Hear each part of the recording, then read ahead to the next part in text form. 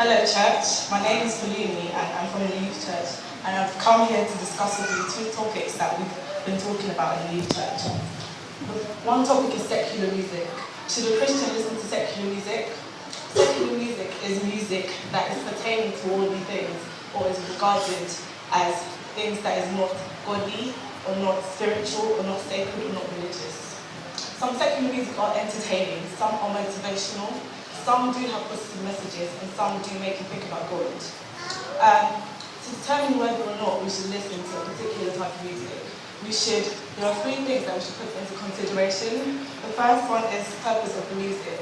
The second is style of the music, and the last is the content of the lyrics of the music. The most famous musician in the Bible was David.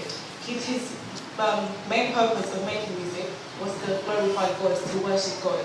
And we can see in the Bible this in Psalm 4 verse 1 and Psalm 6 verse 1. Also, when King Saul was tormented by the evil spirits, he called on David to play the harp to soothe him.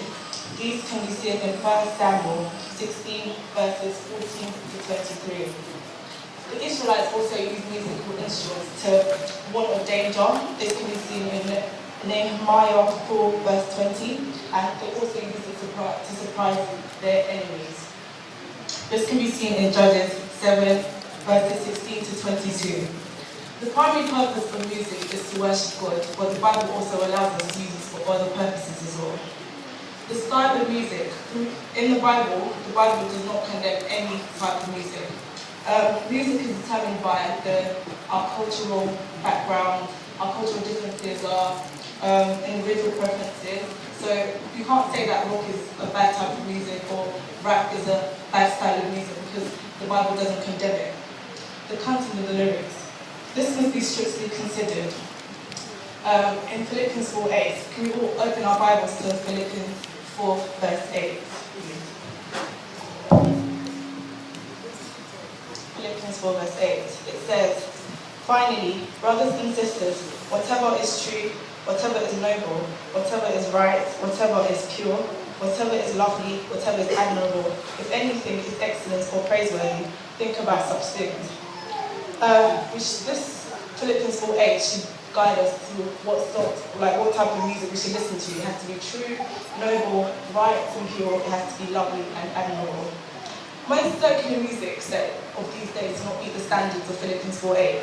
They usually promote violence, immoralities, they promote impurity, they belittle impurity, and they oppose things that are godly. So all the things, it does not believe that it should be true. Like most secular music of today, they're not true, they're not noble, they just oppose godly things. But some songs, not all the secular music of today, not all of them promote immorality. Some of them do uphold godly values, even though they don't mention, even though it's not about God or it's not gospel music, it does uphold godly values. Lyrics determines whether a song is acceptable for a Christian to listen to. If anything leads you to think about things that does not glorify God, such as sex, money, drugs, girls, we should all avoid it. And another thing is the vessel that is making music. The vessel is the musician. For example, Michael Jackson, his lifestyle doesn't really glorify God. Although his song "Man in the Mirror" it preaches positive message. It holds the value. The song preaches good thing, but the vessel himself does not. He's not really a good person. He doesn't glorify God. His lifestyle does not glorify God. So we should also look at the vessel of the music, not just the content of the lyrics or the style of the music. And how do we stop listening to secular music? Can we open our Bible to Galatians 2 verse 20?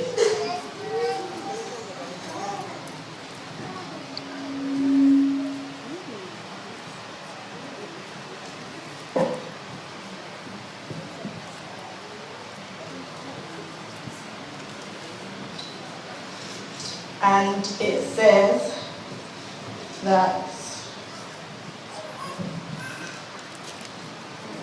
I have been crucified with Christ.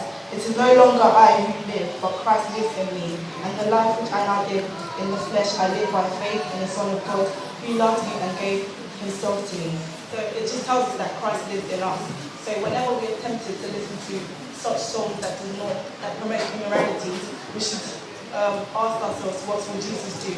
In that situation, will Jesus listen to the song that promotes us to crave money or to worship our property or to think about sex and drugs?